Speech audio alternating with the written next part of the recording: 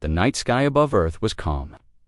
Cities glowed softly under stars. People scrolled through their phones, laughed at videos, and prepared for another ordinary night.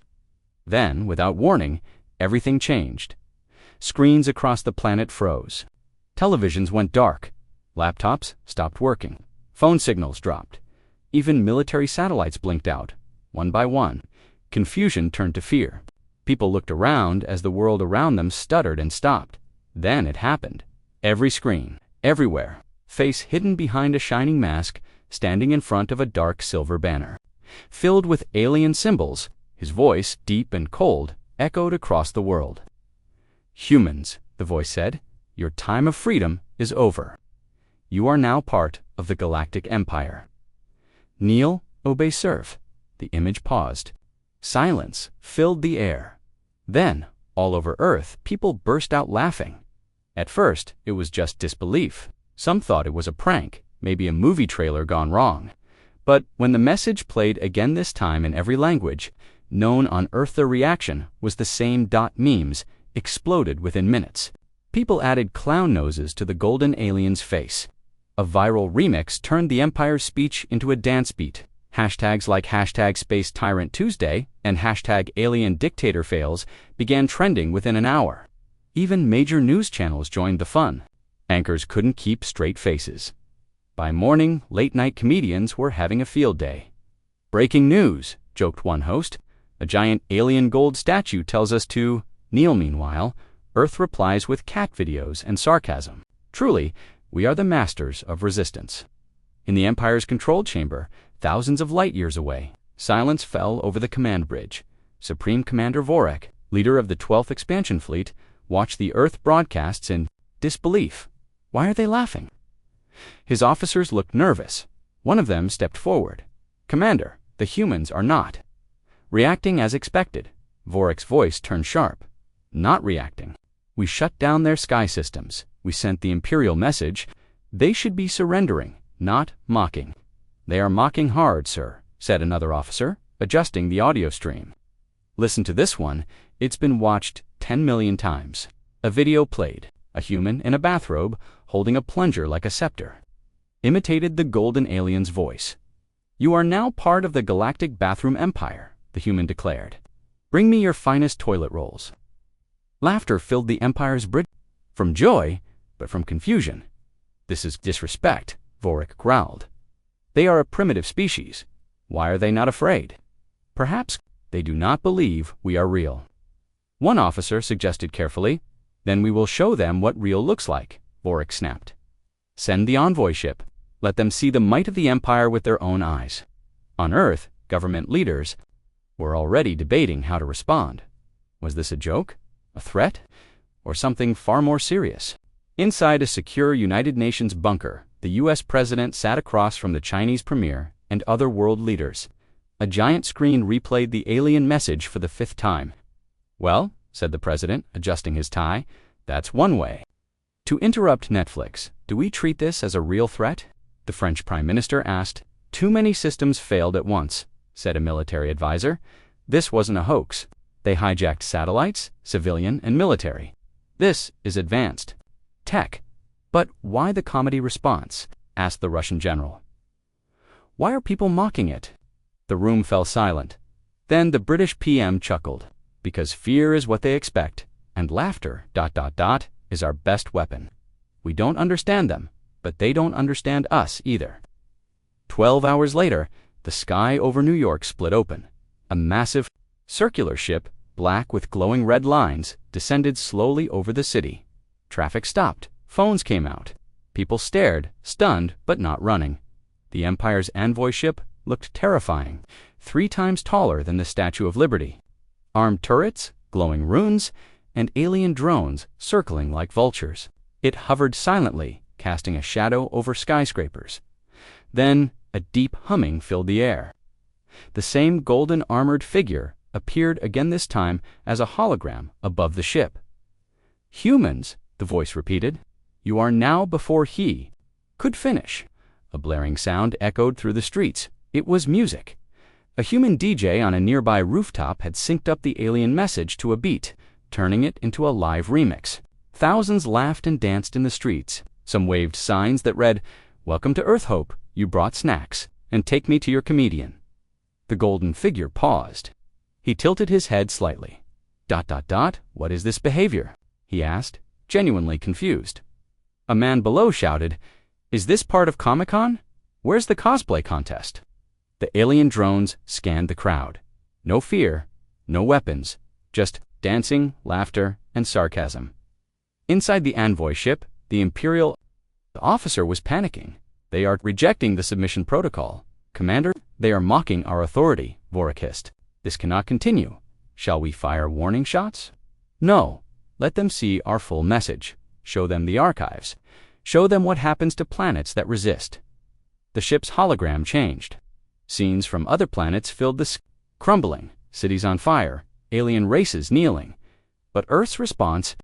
Laughter. A voice from the crowd shouted, "Nice CGI, Hollywood does it better." On social media, a post went viral. These aliens came all this way just to get roasted. Meanwhile, on the International Space Station, astronauts were observing the ship. One of them, Captain Jordan Lee, sent a message down. "They haven't made any aggressive moves. If they wanted to destroy us, they could have. This feels more like ... theater." And on Earth, the show went on.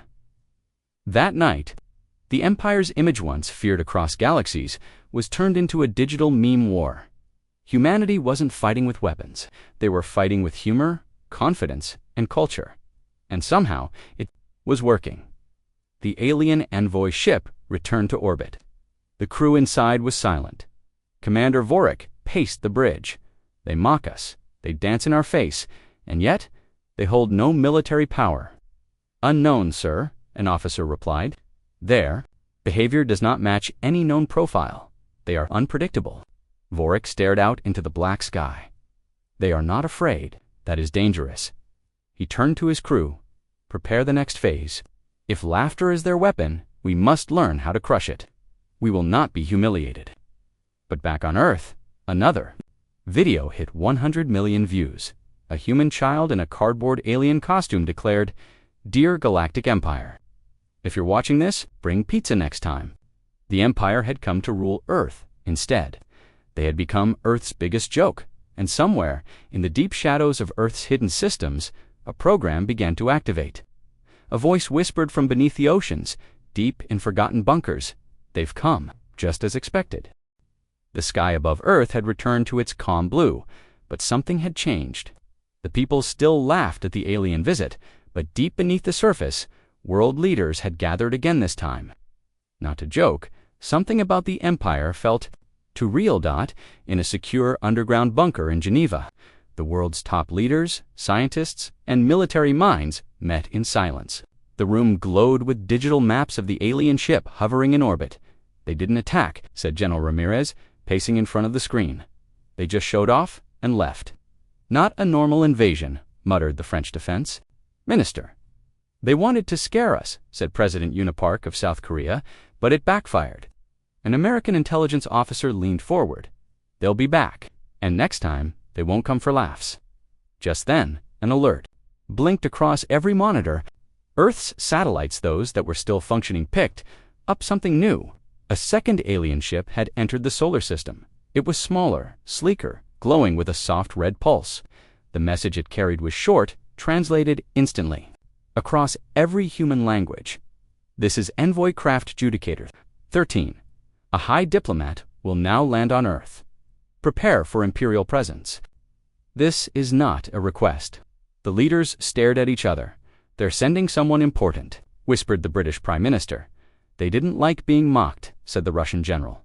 "Now they want respect." In New York, crowds gathered again. This time there was less laughter. People still held signs, some playful, some nervous. Above the skyline, the new alien ship descended slowly, hovering just above the Empire State Building. It was quiet. No music, this time. No grand entrance. Then, a glowing path of red light beamed down onto the rooftop. A tall alien figure stepped onto the platform. Unlike the golden one from before, this being was thinner, cloaked in silver-gray robes that shimmered with moving symbols. His face was smooth and white like marble, with no mouth, just deep glowing eyes. People on the streets below watched through drones and live streams. Military snipers were in position, but none fired. The alien raised a hand, and his voice echoed across the city, not with sound, but directly into minds. I am Calvaruan, Thought Lord of the Galactic High Seat. I come to understand why you mock the Empire. There was a pause. Then a human voice came through a speaker. You told us to kneel, said the voice of Mayor Alina Ruiz. That's not how you introduce yourself on our planet. Kale tilted his head. We offer protection, structure, power. Order Ruiz laughed lightly through the speaker. You call that a gift? You shut down our satellites and threatened our freedom. You expected us to be afraid. Kale's eyes flickered. Every other race has submitted. You are the first to mock. Maybe that's your problem, she said. You confuse fear with respect. On Earth, we respect those who earn it, not those who demand it. Kale stood silent, his thoughts. Traveled back to his command ship orbiting Saturn, where thousands of Empire officers were watching the feed. Commander Vorik clenched his jaw. They're defiant again, he growled.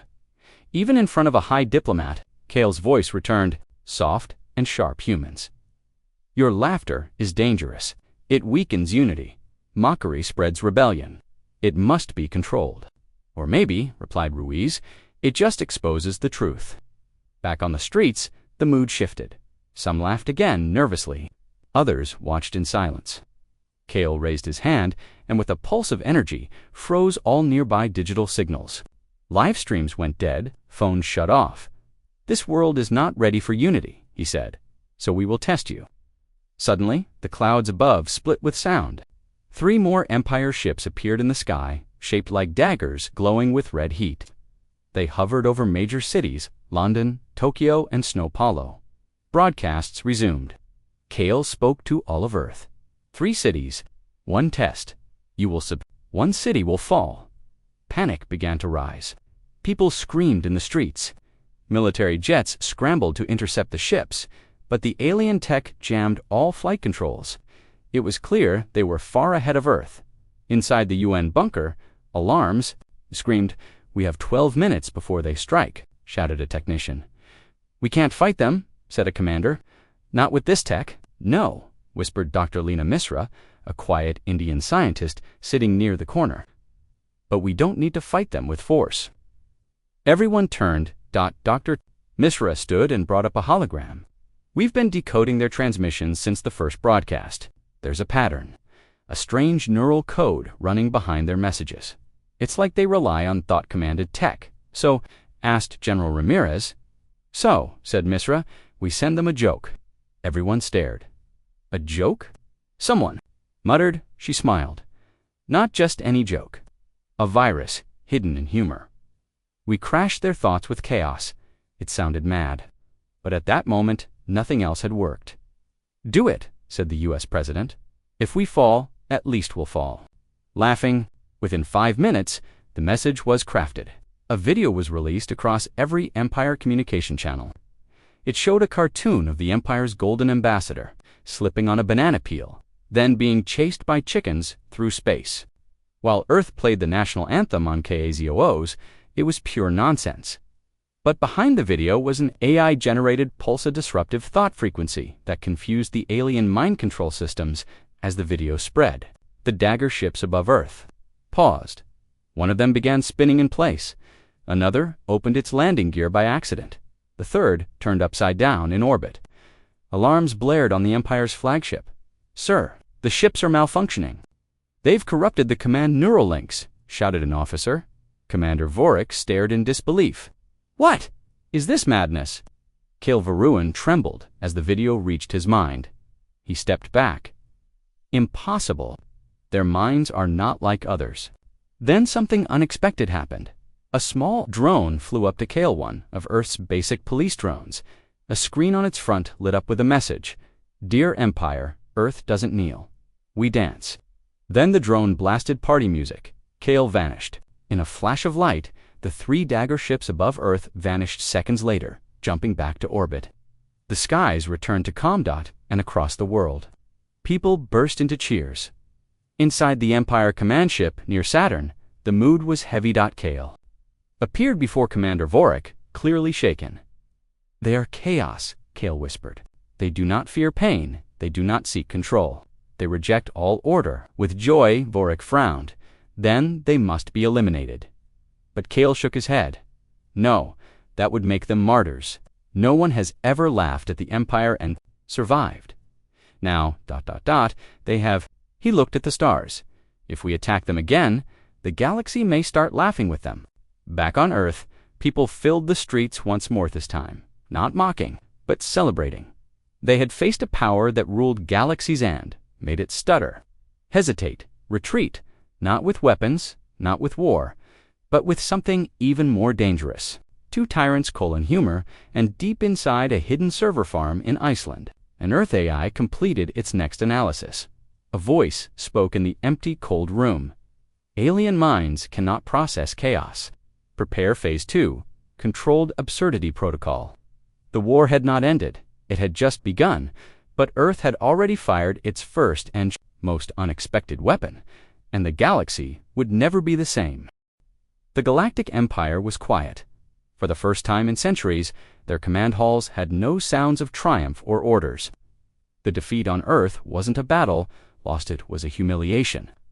Not a single weapon had been fired from Earth, yet the Empire's image had cracked. And now, across the stars, the whispers had begun. On the outer worlds of the Empire, small alien colonies that once trembled at the sight of Imperial ships now replayed Earth's videos. Farmers on dusty moons watched memes of the Golden Emperor being hit with pies. Children in asteroid cities mimicked human dance moves, even some Empire officers quietly. In dark corners chuckled at the banana peel animation. The laughter was spreading. Inside the high command chamber aboard the Imperial fortress, Commander Vorik stood before the galaxy's ruling lords. He spoke with fire in his voice. "Earth is not strong. Earth is dangerous. Their culture is like a virus, one that infects without weapons. They make fools of us." One of the elder lords, Lord Zyron, narrowed his eyes. "Then destroy them." Another, Lady Threxia, leaned forward. "You tried already. You sent ships. You sent Kale, and they danced." Vorik's fists tightened. "This time, we used their own challenge, a test of strength, public broadcasted to the galaxy. If we win, the laughter stops." A silence followed. Then the Imperial speaker spoke. "Approved. You may challenge Earth to a duel of worlds." Vorik bowed low. "This time, they will kneel." 3 days later, Earth received the signal. A global broadcast appeared across all networks. The golden figure of Vorik stood tall on every screen. His voice was sharp and slow. "You mock what you do not understand. You laugh at power. Now you will prove your strength." He raised his hand, and a glowing symbol appeared behind him.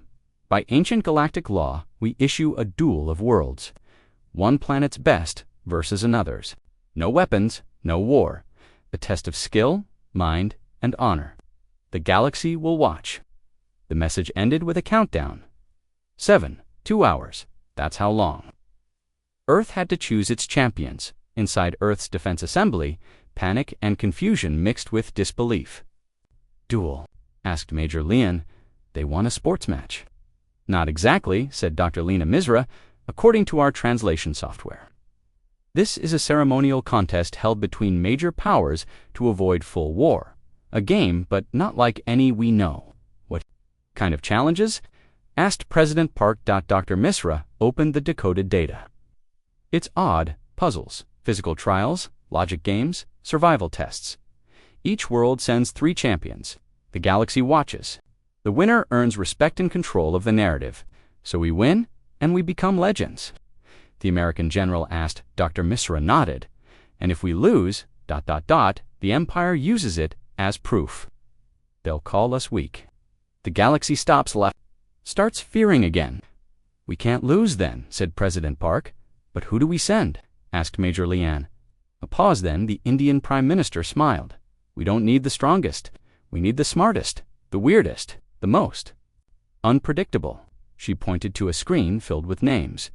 "We send humans who confuse the Empire." 70 hours later, in a hidden launch base in Norway, Earth's team stood ready. 3 people, 3 wildcards. The first was Tasha Reyes, a game show host turned viral puzzle creator. She once defeated a military AI in a logic test using sock puppets. The second was Dev Patel, a parkour master and urban explorer. He could climb anything, solve mazes with instinct, and once escaped a locked lab using only a spoon and duct tape. The third was Amira Lee, a TikTok comedian who had a genius-level IQ and once tricked a crypto scammer into refunding victims by pretending to be an alien queen. They weren't soldiers, they weren't scientists, but they were human, wild, creative, unpredictable. The Empire's dual arena was hidden on a massive neutral station orbiting a dying star. Thousands of alien ships filled the skies. Giant screens showed feeds from both teams. Cheers echoed across space. Earth's team arrived in a tiny silver pod, waving at the cameras. The Empire's team stepped out next 3 tall, genetically engineered warriors in black and red armor. Their eyes glowed blue. Their movements were perfect. Vorek stood before the crowd and spoke. Let this contest end the madness. Let the galaxy see truth. Then, the arena changed. The floor shifted. Walls rose. The first trial began. Puzzle Tower. Both teams had to climb a twisting tower, solving logic puzzles at each level. The first to reach the top won the point. Empire's team raced ahead, fast, robotic, precise. Tasha grinned and opened her backpack. Inside, a rubber chicken, a chalk marker, and a mirror. Let's mess with their minds, she said. Instead of solving the puzzles the normal way, she used tricks, reflections, double meanings, even intentionally false answers to confuse the system. Dev followed her lead. Amira made the puzzles insult each other using hacked voice lines. The Empire's team paused, confused. Their logic systems couldn't adapt. One trooped, one froze. Tasha reached the top first and rang the gong. Point, Earth. The crowd exploded.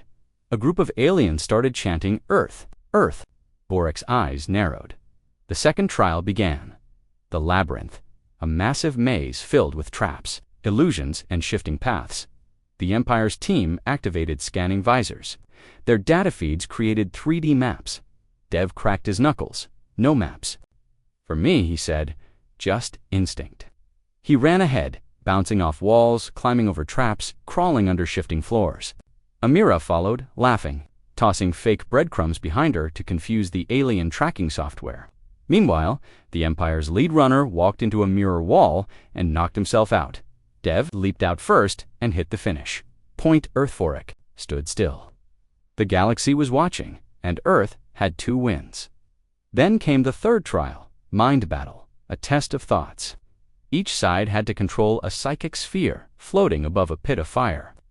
The sphere moved based on focus, clarity, and mental strength. The Empire's final champion stepped forward. She closed her eyes. The sphere rose perfectly, glowing bright blue. Amira stepped up. She crossed her arms, tilted her head, and began humming the theme song from a cartoon. The sphere wobbled, turned green, and started spinning wildly. She laughed. The Empire's warrior lost focus for a second. Her sphere dipped into the fire and exploded. Point Earth.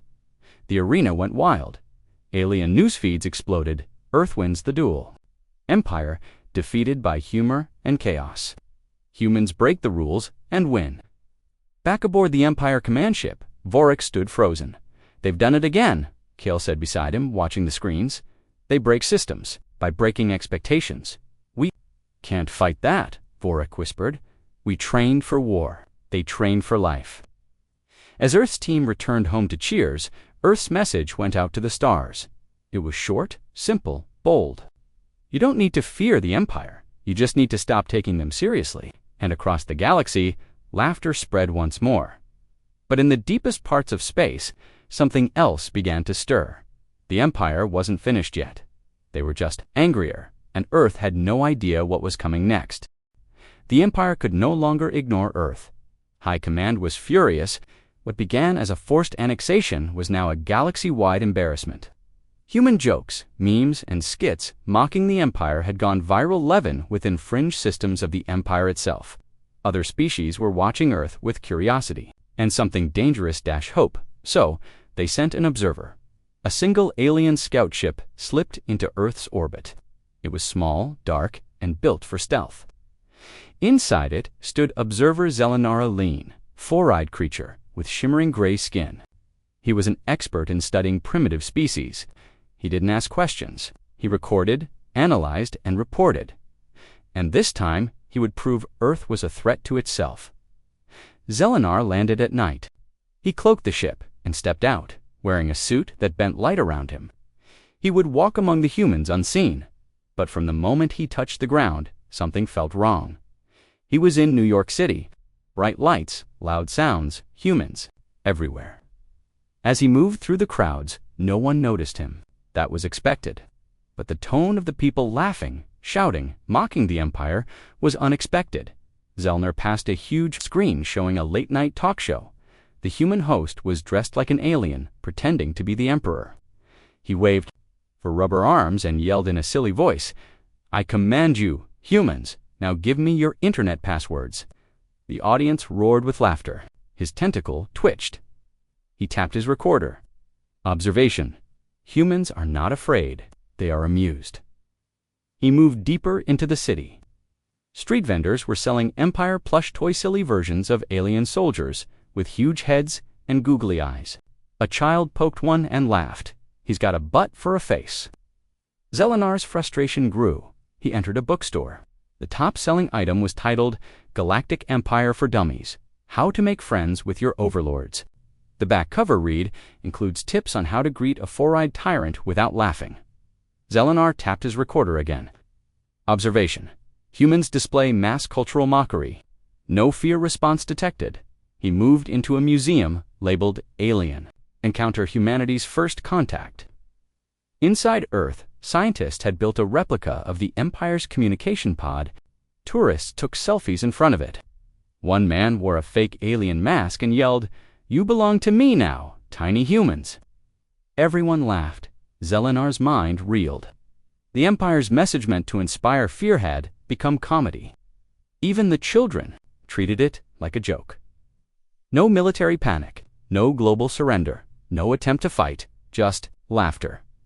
He returned to his ship in silence. Inside, he stared at his data. Something wasn't right. Fear was the usual response. But these humans, they laughed in the face of threats. Zelenar had studied over 50 species. None had reacted like this then. Something unexpected happened. His ship's console blinked red. Incoming broadcast public Earth network. It was a live comedy show directly mocking the observer. "Breaking news," the host shouted. "An alien spy has landed on Earth, but he's too scared to show his face. We've named him Squishy. Everyone say hi to Squishy." The audience waved and laughed. Then the screen showed a cartoon alien gray.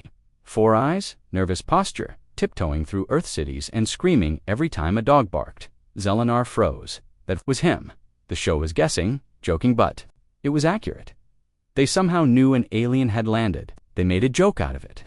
And now millions of humans were watching, laughing, and making memes with the tag #SquishySightings, XE Lenar's Claws. Dug into the console, his mission had failed before it began. He was supposed to observe weakness. Instead, he had become part of a planet-wide joke. But then he saw something deeper. Not just jokes. Hidden in the laughter was a pattern image's symbols, language codes being spread quietly through the memes and humor. Humans were not just mocking, they were communicating. Organizing, planning, Zellner enhanced the video feeds. He saw secret patterns in human clothing, graffiti, and hand signals during comedy shows. They had turned humor into a hidden resistance code. The humans were using mockery as a shield. Suddenly, the mission changed. Zelenar tapped his console. With urgency, new report. Humans using cultural satire as communication tool, possible code-layered resistance network, active. But before he could send the full report, BZZZZT, a bright pulse of blue light struck his ship. Zelenar collapsed. The screen flashed. System lockdown detected access Denadon. Unfamiliar human voice echoed in his ship. "Nice try, observer. We saw you, Lan. We let you watch. But now, it's our turn." Zelenar looked up, eyes wide. A human had taken control of his ship, motely. He didn't even know how the ship belonged to the Empire. It used encryption even other species couldn't break. Yet somehow, Earth had hacked it. The screen now showed a man's face. He wore a calm smile. "Hello, little squid. My name is Director Kane. You've just triggered Earth's silent protocol. We don't scream when we're invaded. We don't cry. We laugh. And while you're laughing, we learn everything about you." The man leaned closer. "You landed thinking we were weak. But this was your first and final mistake." The screen cut off. The ship rebooted on every file Zelenar had recorded. Was gone, wiped. He stood. Shaking. Then a loud knock came at the ship's door. No scanners detected anyone outside. Another knock, then a human voice spoke from the other side. "Hey, Squishy, want to be on our next episode? The fans are asking." Zelenar backed away. This was no normal planet, and this was no joke anymore. The skies above Earth were no longer peaceful. For days, the Galactic Empire's warships had circled the planet. Massive, floating machines of death, black holes, red lights, silent threats. The Empire didn't speak anymore. No more warnings. No more messages. Earth laughed. News stations streamed comedy skits mocking the alien ships. A popular show created a fake galactic cooking show where the Empire was made to cook spaghetti and explode it. Soldiers danced under the shadows of alien craft. Humanity didn't surrender. They joked. They watched. They waited, but they didn't know what was coming. Suddenly, without warning, the Empire struck. High above Earth, one of the main alien warships opened fire. A plasma beam shot down like the wrath of the gods. The Empire aimed for a major city, New York. Lights flickered. Screams echoed. The ground shook, but the beam never landed. A second before impact, a silver-blue wall appeared over the city. It shimmered like water, then hardened like steel. The plasma beam hit and bounced back. The alien energy struck another Empire ship. In orbit, slicing through its wing like paper. The Empire was shocked. Inside their command vessel, Admiral Varashkrin gripped the edge of his control panel. "What is that technology?" he snarled. "Earth is a primitive world." But Earth wasn't as primitive as they believed. Below, deep inside the Rocky Mountains, hidden from the public eye, was the Vault, a secret military research facility. It had no name, no listed location, and no official record. And today, for the first time, it had activated Project Echo Shield. An old man with gray hair stood before the massive hologram of Earth. He was General Marcus Drell, retired, reactivated, and very, very dangerous. "They took the shot," he said coldly to his team. "Now they learn what happens when you fire at Earth." Beside him, technicians adjusted strange machines. Glowing blue crystals floated in chambers. A soft hum filled the room. Earth's most advanced secret, resonant shielding, built from a crashed alien vessel decades ago. "They thought we were weak," Marcus said. "Let's give them something to fear." Back in orbit, the Empire tried again. 3 more ships moved into position. Their cannons rotated toward different cities, London, Tokyo, Cairo. Red beams formed. The countdown began, but again, Earth was ready. Massive towers hidden beneath the oceans rose. Huge metal plates unfolded in the sky. Invisible tech lit up the ionosphere. Every blast the Empire fired was caught, reflected, redirected. One alien blast missed its target and wiped out one of the Empire's own supply fleets. Inside the command ship, Admiral Varashkrin was no longer calm. "Impossible. We've conquered 100 worlds. None of them had this kind of defense." One of his officers, a younger alien with pale skin and 4 glowing eyes, whispered nervously. "What if the humans have been hiding their strength?" "No," Varashkrin snapped. "They were laughing. Primitive, weak creatures. They mocked us. There is no honor in hiding behind comedy." But in truth, Earth had played the galaxy, had hidden their true power for decades. Let the aliens think they were soft. Let them believe the memes and jokes. It was all part of protocol mask. Even humanity's own people didn't know the truth. Only a few leaders, a few scientists, a few ghosts in the shadows. And now, inside was something terrifying, a humanoid machine 20 feet tall, resting under a glass dome, its name Titan Zero. A voice came over her headset. "Dr. Lane, proceed with activation." She hesitated. "Once I wake it, there's no going back." "Understood. Begin."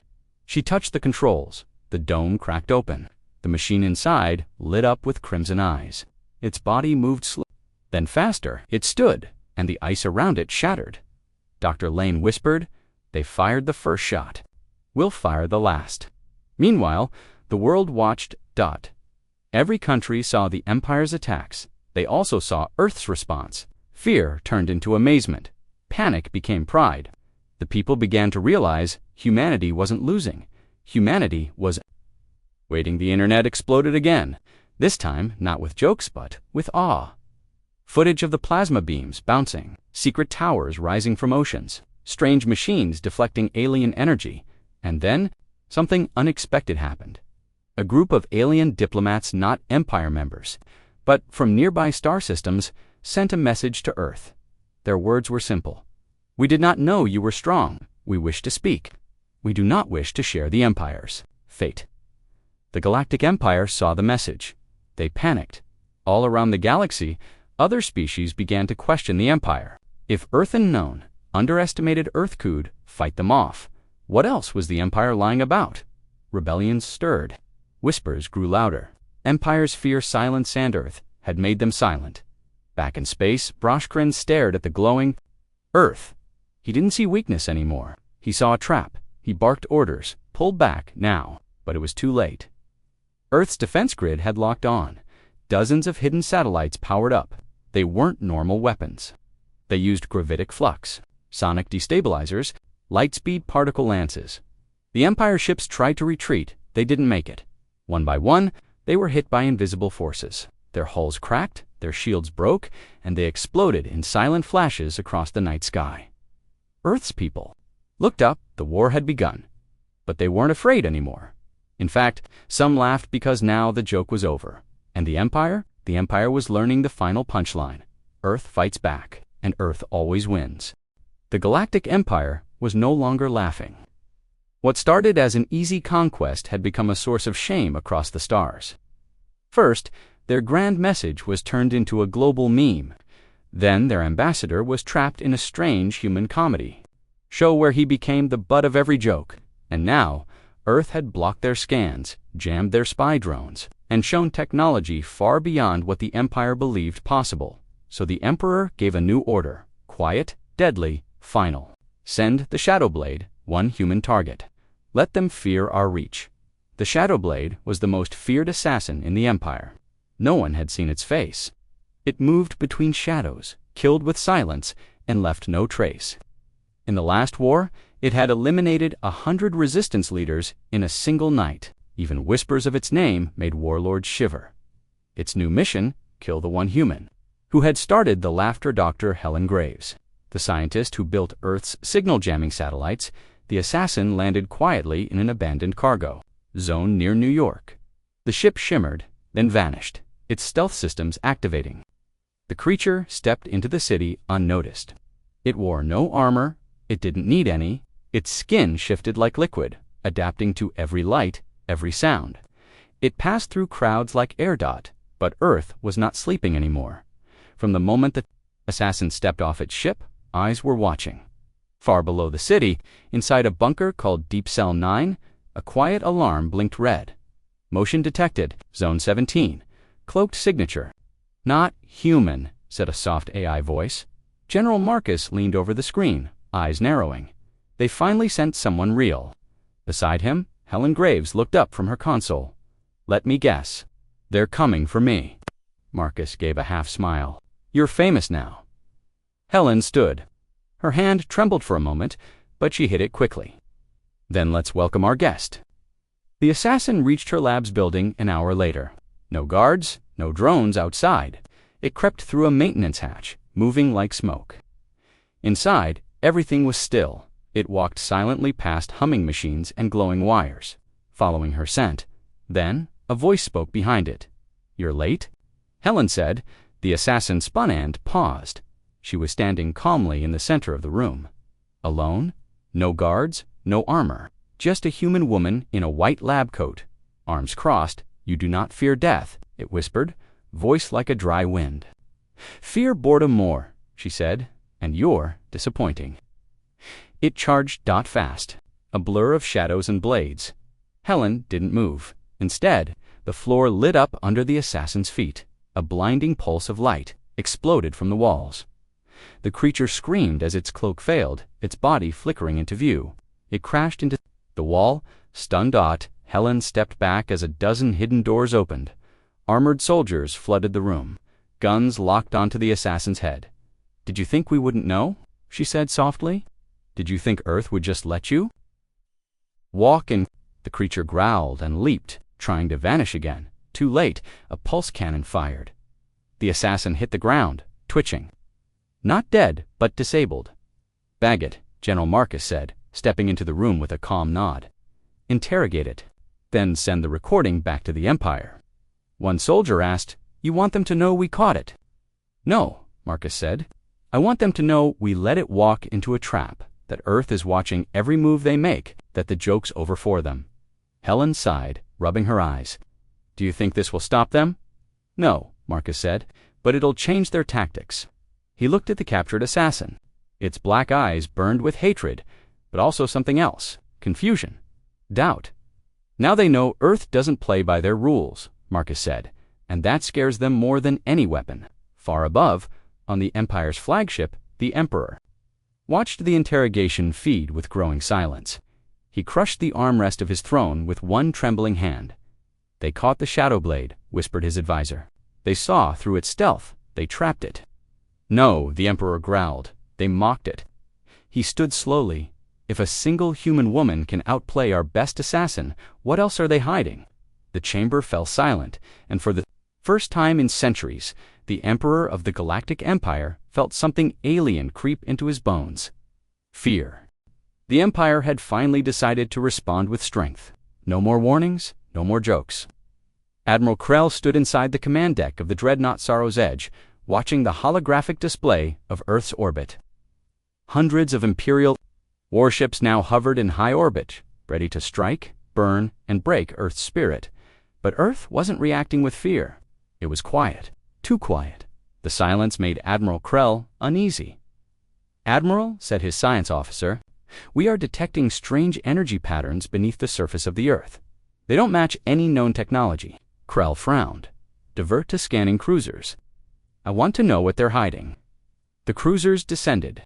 But before they could scan the planet, something rose from the shadows of the moon. It wasn't on any of the Empire scans. It wasn't broadcasting any signal. It was black, almost invisible, except for the faint glow of red running across. Its armor like veins, a massive Terran warship, silent, waiting. Then another rose from Earth's shadow, and another. Admiral Krell's eyes widened. "What are those?" he asked, voice low. "Unknown configuration.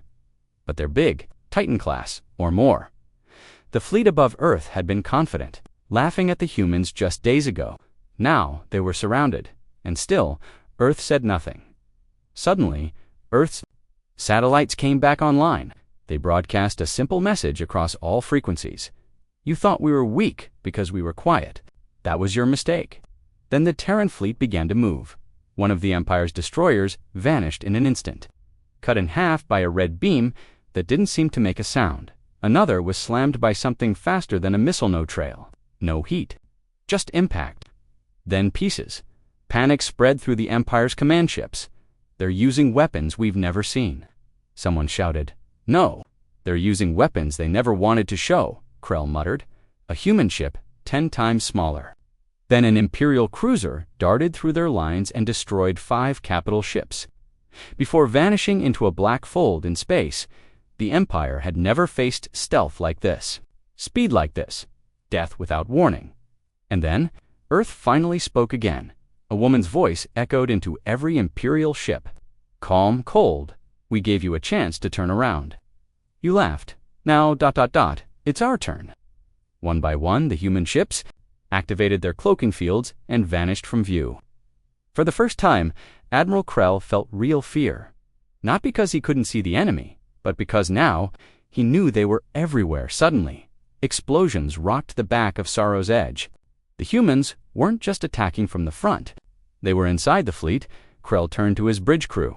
"Evacuate. Fall back to the lunar edge." But there was no answer. They were already gone. All screens on the bridge lit up with a new image.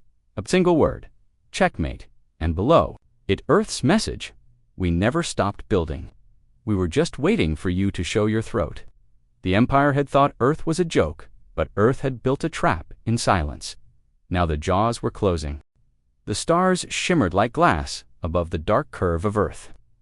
But something else moved among them, now sharp, cold, and artificial. The Galactic Empire's main fleet had arrived.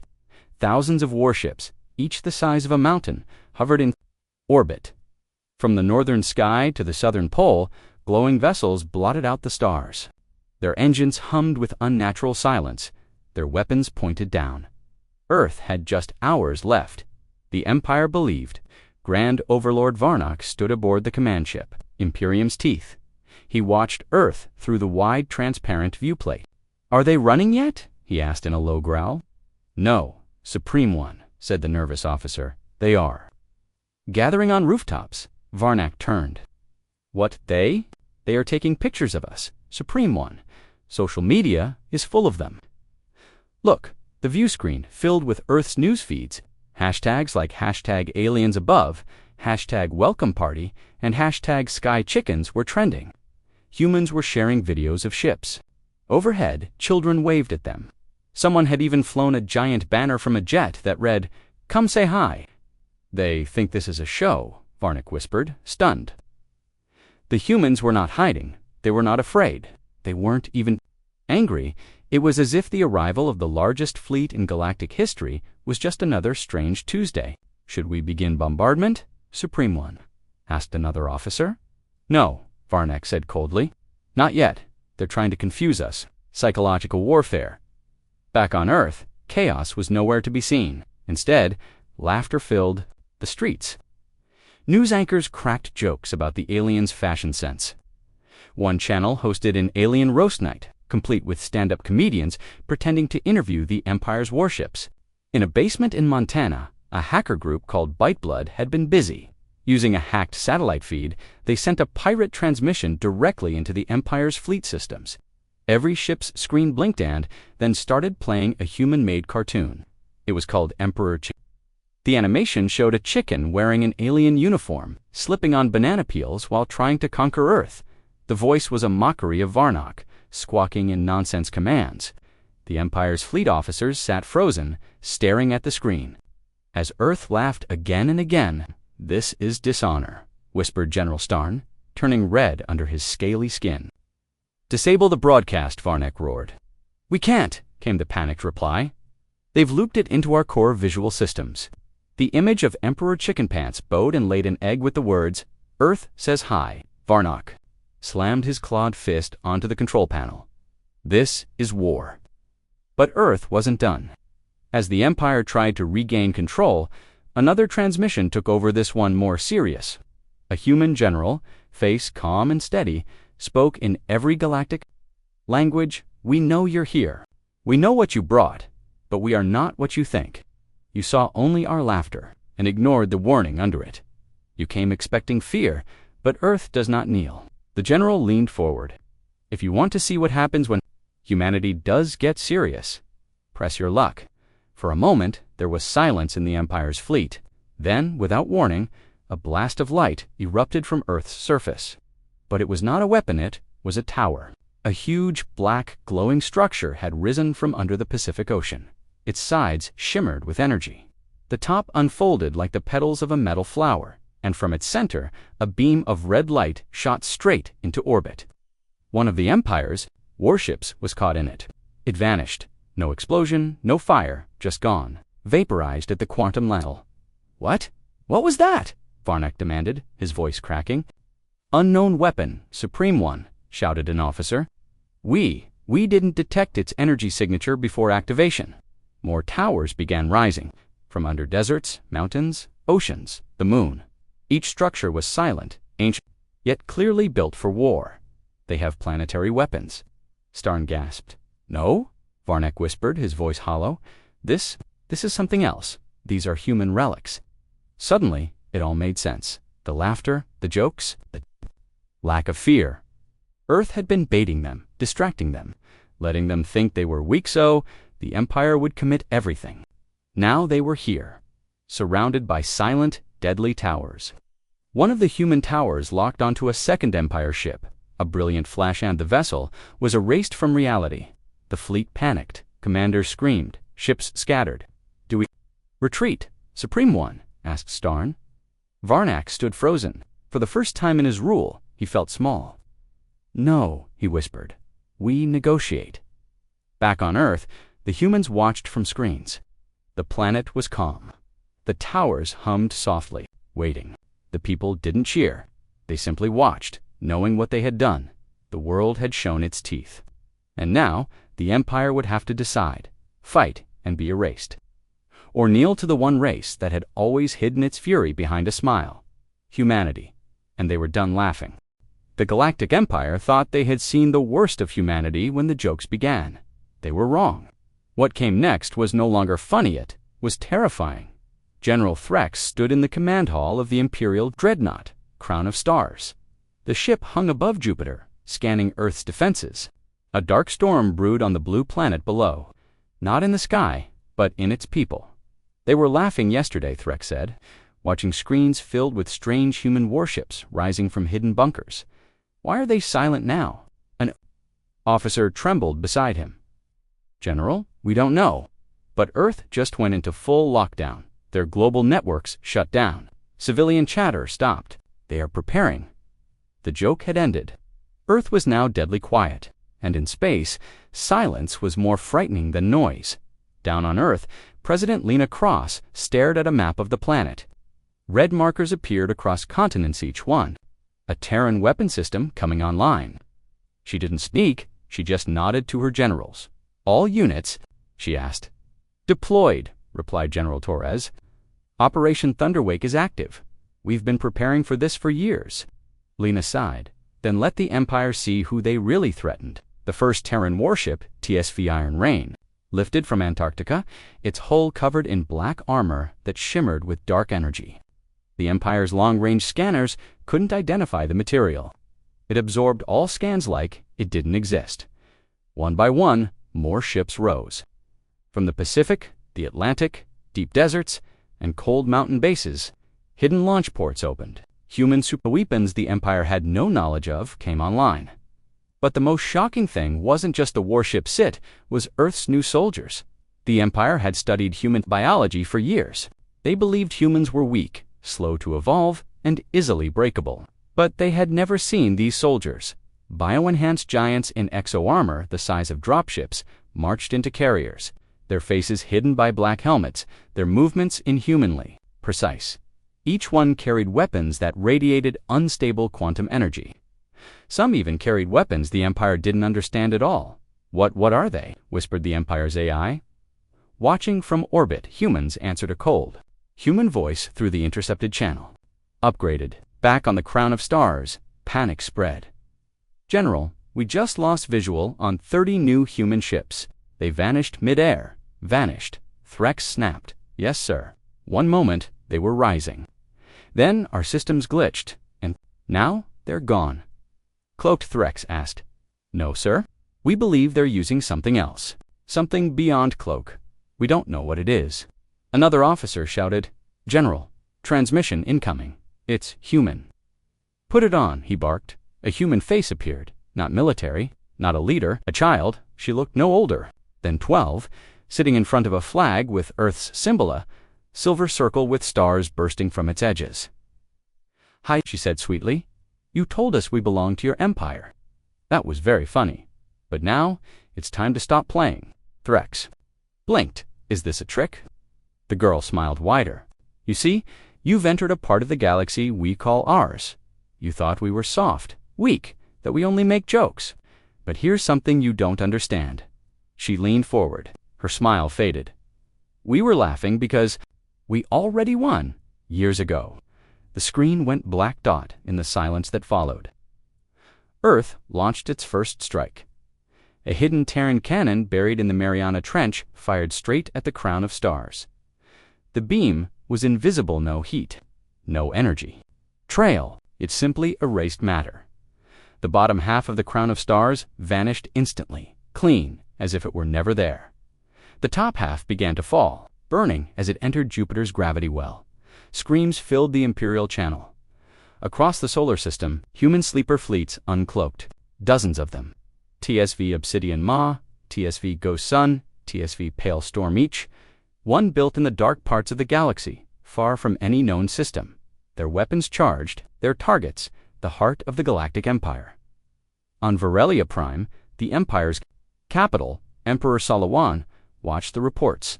"They prepared for us," he whispered. "They were never afraid." Beside him, his advisor trembled. "They were waiting for us, Your Grace." The Emperor turned to his generals. "Send the fleet. All of it. If we don't strike now, we lose everything." But another message came through, this one encrypted.